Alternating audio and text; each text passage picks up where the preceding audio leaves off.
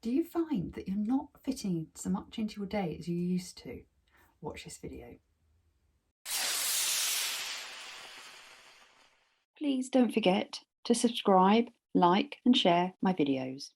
Hi, it's Ali here and I hope you're well.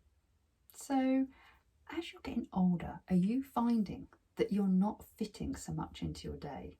Do you feel that one day drifts into another, into a week, into a month, and you look back and you think you haven't achieved as much as you used to? I know I used to feel this way, and I know so many of my clients that also did. The fact that life just seems to be zooming past. We're near enough into May of 2023, and it only seems 2 minutes ago that I was talking about the new year. And if we really sit down and think about what we've achieved so far, maybe we're a bit disappointed. Maybe we feel that we're beating ourselves up a bit. I know I do from time to time. And I started to think, what am I missing? What am I not doing that can actually make me more efficient? And I came up with the most simple answer, and it's my to-do list. Put it on my to-do list. But it's not just a simple list of just writing out what I need to do. There's a few things I do extra. The first thing I do is I always do it the night before. Sit down and write everything out, and then I can see in front of me what I've got to do the next day. And then I actually look at three things. I look at the things that I really need to do. They're important. They're things that I've put off for ages and ages and they're just hanging around. And then they're things that actually will make the biggest difference to my life. I look at those three things. That's my criteria. And I will highlight 2 or 3 of them. And they're the things I do as soon as I possibly can, because they're the big horrible things that you keep on pushing. It's like the ironing pile of life. You just think, oh, I'll do it tomorrow, I'll do it later, and you never get around to doing it. So I try to get those done first because it makes me feel better.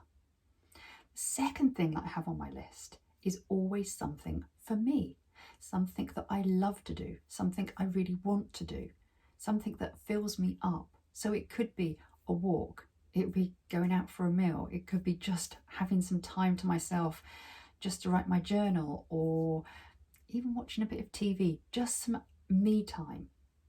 And I always make sure I put that down too.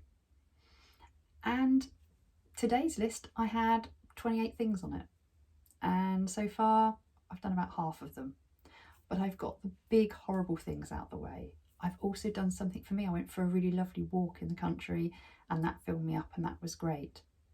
And then I've got something else later that I'm going out with some neighbours. So I'm always making sure that I've got things for me on it, because it's important. If you're just always doing things and you always feel that you're just stepping one step after another through life and it's just hard work, you're going to lose enthusiasm.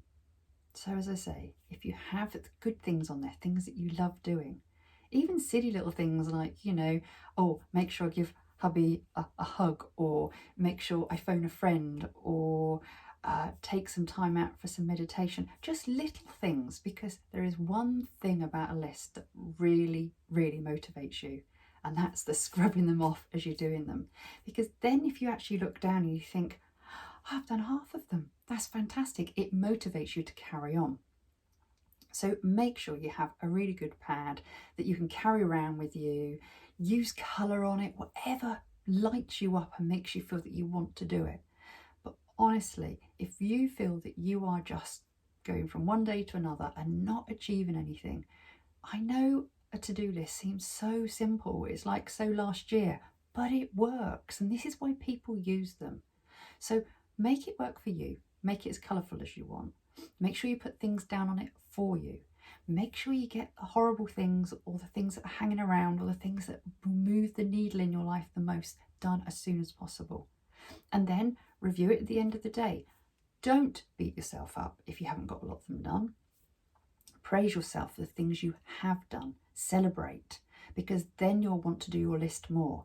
If you beat yourself up at the end of every day for not doing things, the idea of doing a to-do list is just going to feel heavy, hard work, and not very nice to you. So you must, at the end of every day, celebrate what you've done, look at it and think, well done, that's been a really productive day. I've got so much done. And then the things you haven't, put it onto the next list. And remember, if things have been hanging around for a long time, I like to call it like closing the loop. Something like you need a new tyre in your car and you just keep on putting it off. Those things can get bigger. So make sure you do things that hang around, because it will also make you feel good. So go on, stop expecting things just to be done. Get your list out, start working on it, and push yourself to actually do as much as you can each day, because you will feel that you've actually made the best use of each day. So until next week, I look forward to speaking to you then. Bye-bye.